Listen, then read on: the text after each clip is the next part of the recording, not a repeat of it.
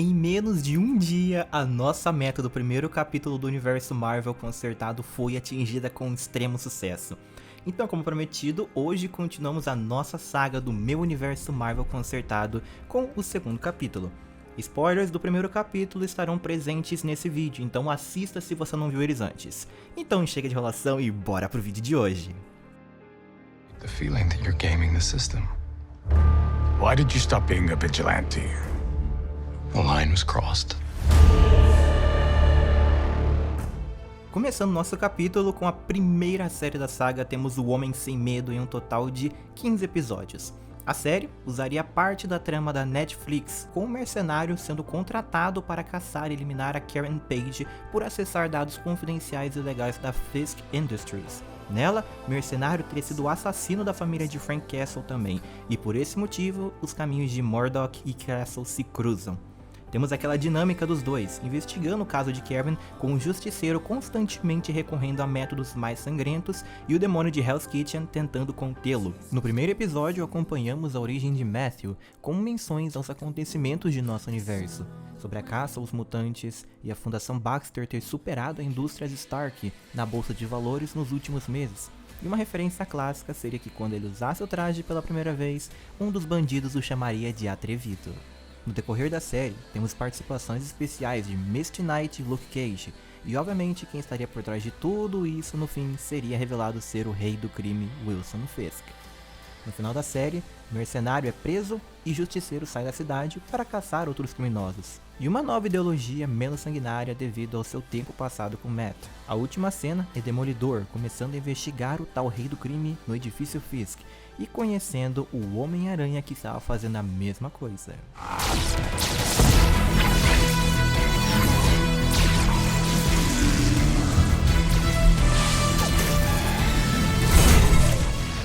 A primeira sequência da saga será do Cabeça de Teia em Homem-Aranha Amigão da Vizinhança. Aqui temos a parceria de Peter Parker e Matthew Murdock pela primeira vez. Mas, até chegarmos lá, temos que contar como isso começa.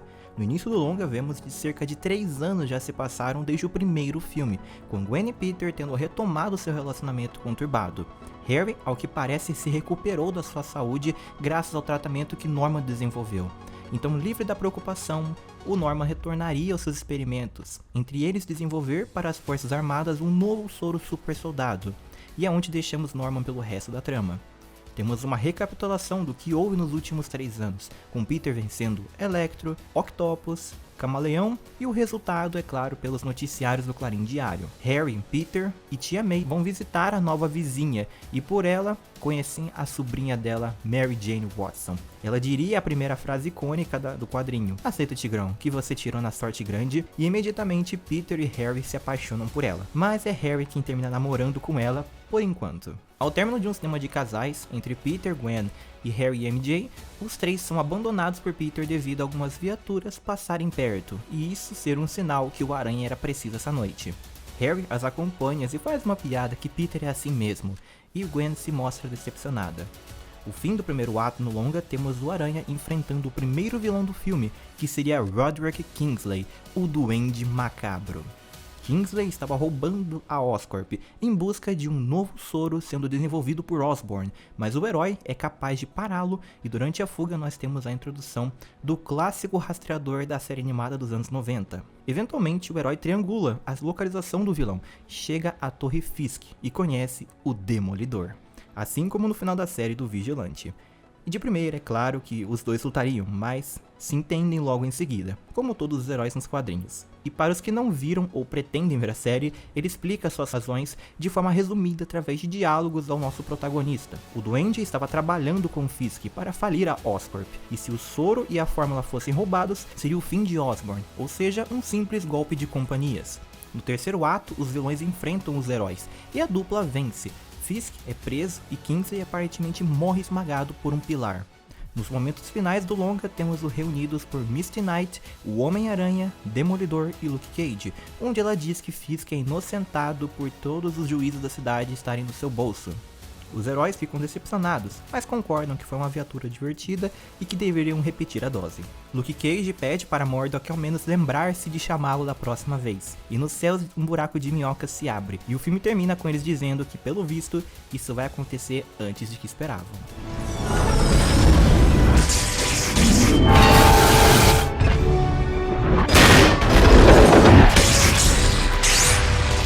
Avançando no lado cósmico, vamos conhecer o Deus do Trovão em Thor Ragnarok. Inspirado no quadrinho Journey into Mystery 83 e Thor 128, temos o Dr. Donald Blake descobrindo ser o poderoso deus nórdico Thor. Teoricamente, Blake seria diagnosticado com esquizofrenia por ter visões de um símbolo nórdico e ouvir uma voz que o chamava de filho. Mas durante uma expedição, ele é preso numa caverna e acha um pedaço de árvore com o tal símbolo, e ao o empunhar, ele se torna Thor. O objeto, na verdade, se revela ser o martelo Mjolnir. Assim, nos seria explicado que Thor enfrentou a serpente nórdica, mas no confronto, a sua mente foi fragmentada em duas personalidades e caiu na terra. O martelo continha as memórias de Thor, e a outra, Donald Blake, se tornou apenas um médico. Ao lembrar de tudo, parte para Asgard impedir o Ragnarok ao ser chamado por Heimdall. Mas ao chegar, Loki já haveria matado Baldur, o meio-irmão de Thor, e a invasão de Surtur a Asgard para destruí-la já teria começado. No fim, Thor, Heimdall e os três guerreiros, Lady Sif, Volstagg e Hogun, vencem e Odin acorda de seu descanso. Loki é preso na Floresta do Silêncio e Thor volta à Terra. A cena final é Donald Blake conversando com a paramédica Jane e o pós-crédito é uma figura vencendo o grão-mestre em uma partida de xadrez e tomando de sua posse a Joia da Mente.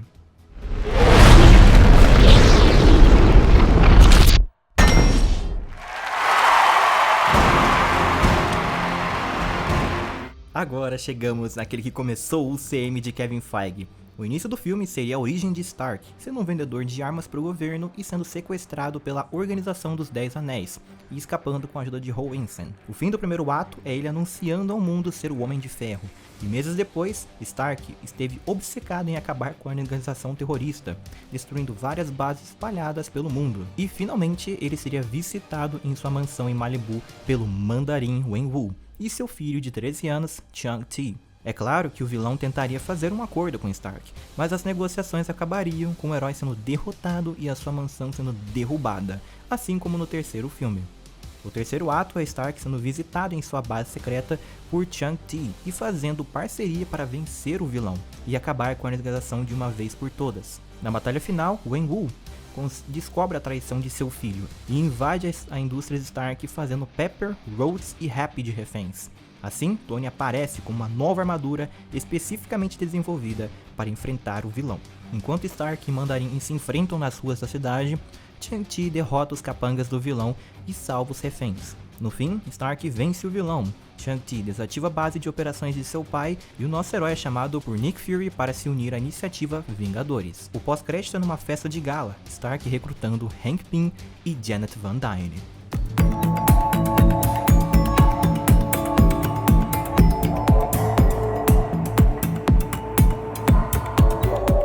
Aqui temos os maiores heróis da Terra se unindo pela primeira vez para enfrentar o Deus da Trapaça.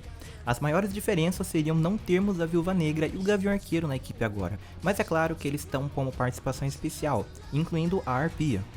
No início do filme, Loki é visitado na Floresta do Silêncio por alguém misterioso, oferecendo um acordo de libertá-lo e ele conquistar a Terra em seu nome. É claro que o Deus da Trapaça aceita e recebe o cetro e parte para a Terra. Além de que durante a batalha final, veríamos o núcleo do Queens, o Homem-Aranha, o Demolidor e Luke Cage lutando contra alguns Chitauros perdidos na invasão. Em Westchester, Xavier e seus X-Men defendendo a mansão, e no terraço do edifício Baxter, o Quarteto Fantástico destruindo alguns batedores nos céus.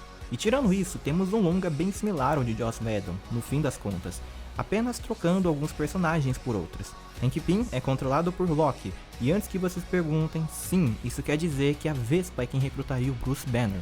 No final, os Vingadores são formados, a cena final é a piada de shawarma e o pós-crédito é a tal figura misteriosa visitando o jardineiro. E após uma discussão rápida, a figura derrota o ser e toma dele a Joia do Tempo. Mas antes de continuar, tá gostando do vídeo? Então deixa um like e se inscreva para me motivar a continuar essa saga. E a meta pro terceiro capítulo do meu universo Marvel Consertado será de 700 likes. Eu duvido que seja impossível para vocês, porque vocês conseguiram bater uma meta em um dia só. Então já vai deixando esse like já e compartilhando com seus amigos esse vídeo. Continuando agora...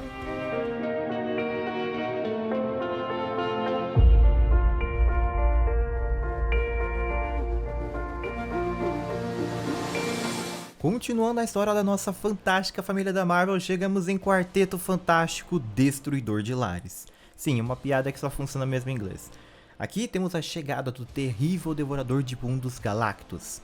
Nossa história começa com o quarteto no Egito Antigo, vencendo o faraó Ramatut, com a ajuda de um guerreiro chamado Ensabanur, e ele assumindo o trono como faraó.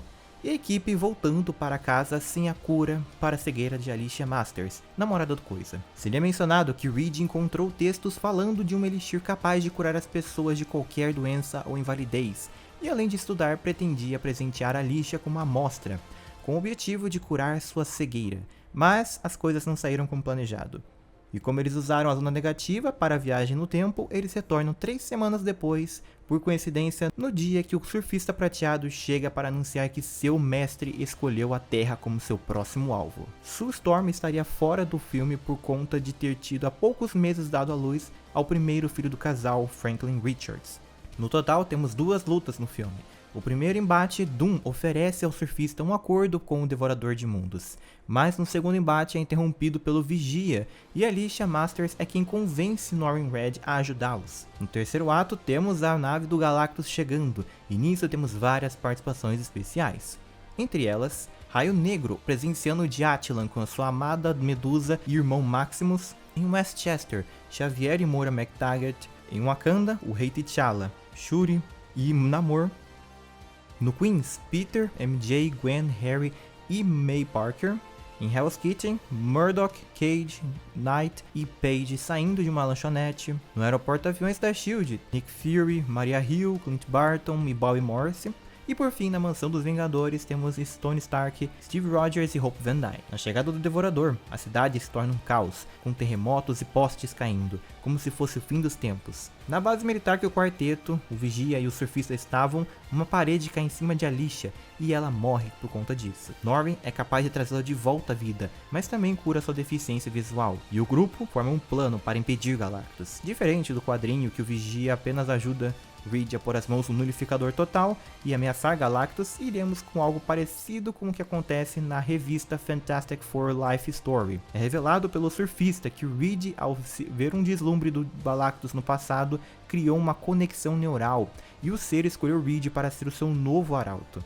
Assim, o ato, Norrin e Reed bolam um plano de enganar Galactus e realizar um ataque que pudesse mandar o ser para longe. Eles constroem uma arma de antimatéria na base lunar do Vigia, e Reed fica cara a cara com o ser, flutuando no espaço, apenas o distraindo para a arma carregar no terraço do edifício Baxter. Também vale mencionar que o Galactus estaria extremamente fraco nessa história, tanto que é um motivo pelo qual ele é capaz de ser vencido facilmente.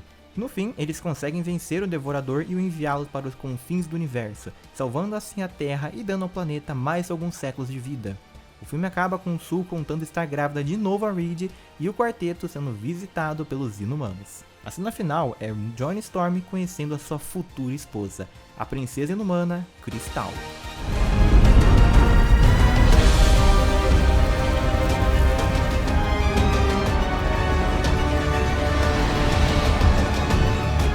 Agora vamos ao segundo spin-off da franquia X-Men, que será X-Men Origins Tempestade. No longa, temos uma adaptação do arco Morte em Vida e dos Morlocks, além da origem da mutante protagonista Ororo Monroe. O filme começa com o nascimento da pequena Ororo, na vila de Kenya, sua mãe sendo uma nativa e seu pai um artista famoso que estava visitando a aldeia, mas se apaixonou e casou-se. Eles então vão para a Inglaterra e vivem por algum tempo, até que seus pais são mortos em um acidente de carro. E mesmo sendo uma criança, ela tenta voltar para a vila, mas chega no máximo até o Egito, onde ela se torna uma ladra e batedora de carteiras, sendo que uma de suas tentativas falhas é contra o professor Charles Xavier, que estava visitando o país. Eventualmente, ela consegue dinheiro o suficiente e retorna à sua vila, e começa a desenvolver a sua mutação a partir de lá, controlando o tempo e dando sua dádiva de chuva às regiões com seca, se tornando uma espécie de deusa.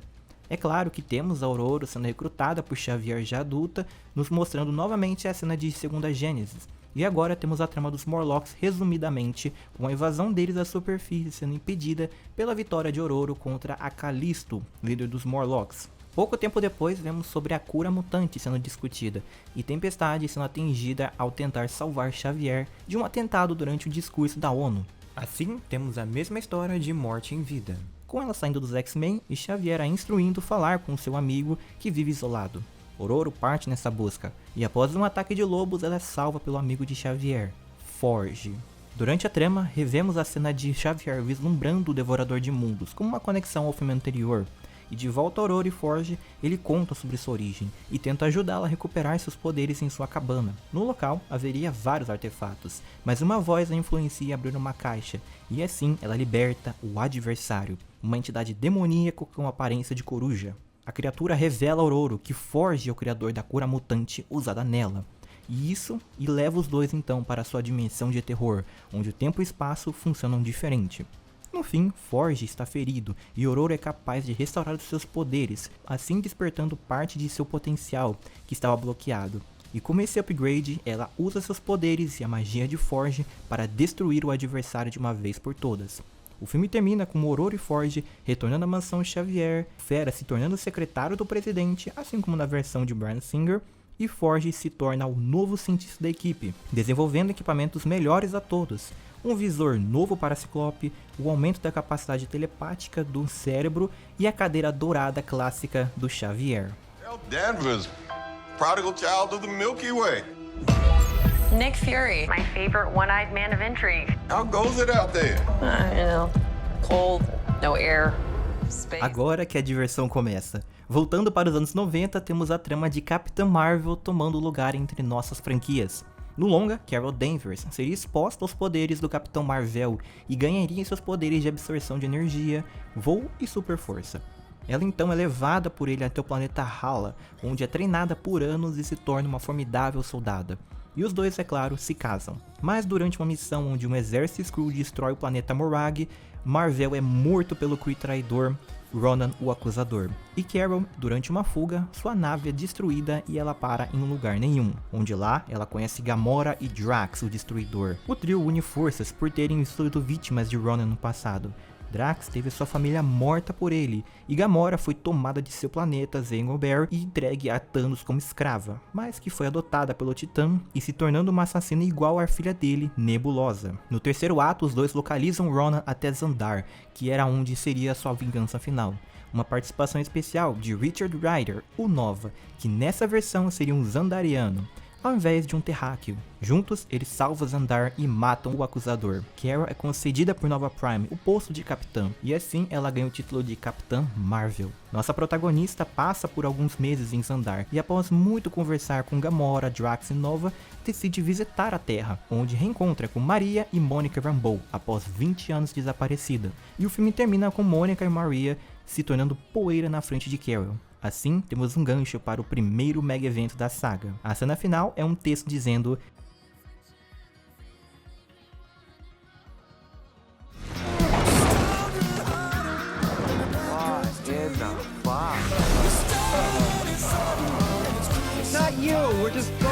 A próxima sequência da nossa saga é uma aventura dos mutantes no Japão, ajudando Logan a lidar com os fantasmas de seu passado. As inspirações para o filme viriam de o episódio duplo Retorno ao Passado da série animada de 92, da minissérie Uncanny X-Men de 89 e o filme Wolverine Imortal de James Mangold. Neste período, entre Segunda Gênese e Legado Oyama, Ciclope e Jean se casaram e estão em lua de mel, e a trama de X-Men Origins Tempestade acabou de começar, explicando a falta de alguns membros da equipe, sobrando assim Xavier, Logan, Colossus, Vampira, Gambit e Jubileu.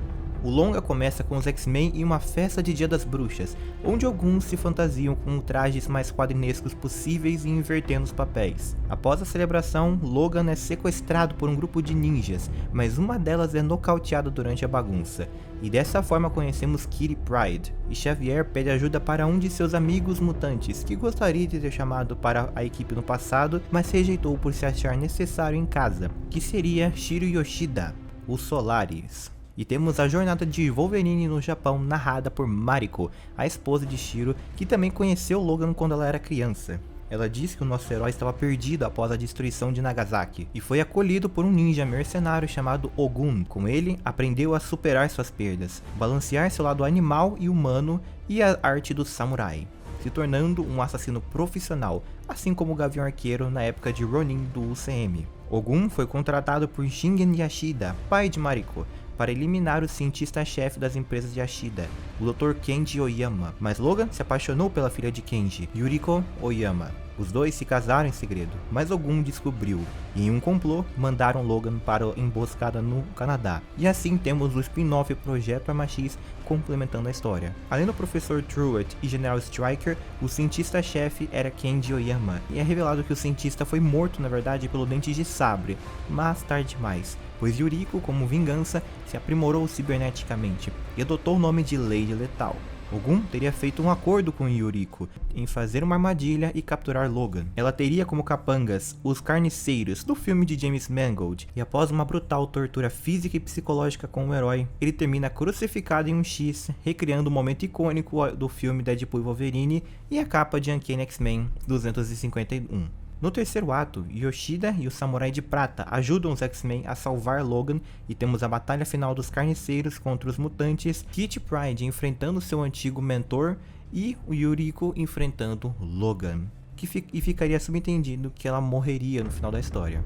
A cena final é Logan apadrinhando Kitty por saber como é ser vítima da manipulação de Ogun, criando assim uma ligação fraternal entre os dois. O pós-crédito é na Ilha Selvagem, Ciclope e Jean sendo examinados por uma figura misteriosa, que seria revelado ser Nathaniel Essex, o Senhor Sinistro, e ele dizendo ao seu mestre que os preparativos estavam quase prontos para sua ascensão.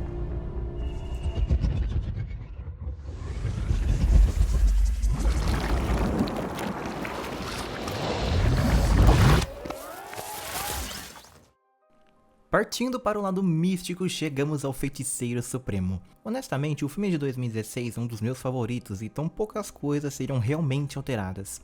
Entre elas, Mordo é quem seria o líder dos desertores e Caecilius o seu seguidor mais fiel. Quem seria o responsável por apresentar Strange ao mundo da magia é Wong, que poderia ser um ator mais jovem ou até o mesmo ator, mas seria mantida Tilda Swinton como a anciã por ser ótima no papel.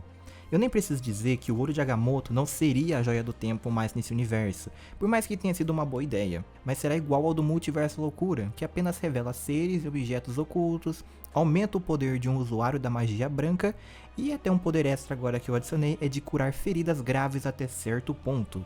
E o bibliotecário do Camartage será o Rintrah, o minotauro verde que aparece no segundo filme, já para termos a ideia de que qualquer um pode ser um aprendiz e feiticeiro no templo. Além de uma fala da anciã que existem vários tipos de seres no multiverso, pessoas que movem coisas com a mente, que viajam pelo espaço livremente, e até pobres pessoas que venderam suas almas a entidades sobrenaturais, por alguma coisa em troca. Ou seja, Rintrah é quem é gravemente ferido por Khal Mordor no terceiro ato e curado por Strange com o Olho de Agamotto. E temos com certeza o meme Dormammu eu vim barganhar, e claramente a anciã ainda seria morta no filme. A cena final é o surfista prateado caindo dentro do Sanctum inconsciente. E é dessa forma que o filme acaba.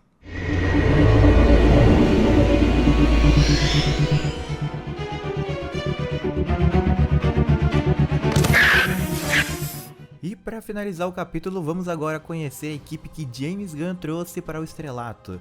Mas para ser mais desafiante para mim, ao invés de termos os mesmos personagens da equipe, teremos os saqueadores Peter Quill e Yondu Udonta, o gênio Rocket Raccoon e o poderoso Groot. O primeiro ato foca muito na origem deles. Peter vai ter a mesma da do CM, sem ligação ao ego ou ao planeta vivo, e o seu pai vai ser realmente o Disown de Spartax, além de termos Yondu como parceiro e mentor para Peter. Rocket ainda vai ser um experimento foragido do Alto Evolucionário, e após um assalto mal sucedido, conheceria Groot na prisão Clean. Ao escaparem, Quill e Yondu os capturam, mas ao serem atacados por outros caçadores de recompensa, Groot e Rocket os ajudam a se salvar, e após ouvir suas histórias, aceitam-os como aliados, e até porque a recompensa por eles nem era boa assim. No segundo ato, vemos a primeira missão dos pós-formação da equipe, com os soberanos contratando os guardiões para resgatar um artefato roubado e vendido para Tanelier Tivan, o colecionador. Eles afirmam que criaram o ser perfeito, e na primeira missão dele foi gravemente ferido e criou um casulo provisório. Testemunhas presenciaram piratas o levarem e ser vendido ao colecionador. Então a equipe deve invadir o lar do antagonista em lugar nenhum e enfrentá-lo para recuperar o soberano perfeito. No terceiro ato, durante a batalha, que será bem similar ao do episódio de What If, o ser sairia antes da hora, mas forte o suficiente para vencer Tivan. E na jornada de volta, o ser se nomeia de Adam Warlock. Mas ao invés de retornar aos seus criadores como deveria, Adam prefere se unir à equipe e ajudá-los a salvar pessoas e derrotar ameaças. O pós-crédito é um vislumbre do planeta Shalindar, com um soldado falando com uma figura encapuzada sobre os artefatos terem sido encontrados, e estavam no aguardo de uma ordem. Ele se ajoelha e a figura levanta o capuz, revelando ser a princesa Shiar Rapina, irmã da rainha Lilandra. E esse é o final do segundo capítulo do meu universo Marvel Consertado. Eu espero muito que vocês tenham gostado. Foi a mesma questão de votação de vocês se o vídeo ia ser grande ou se não ia, e vocês quiseram realmente ver o vídeo completo. Então não se preocupem, tá bom, que isso é apenas o começo ainda do que eu tenho planejado para o universo Marvel. E quem acompanha a comunidade do canal já sabe que tem muitas coisas que eu vou adaptar nessa saga aqui. E obviamente teremos mais séries na saga com toda certeza. Lembrando que a meta agora é de 700 likes. Então fique com Deus e tchau, tchau.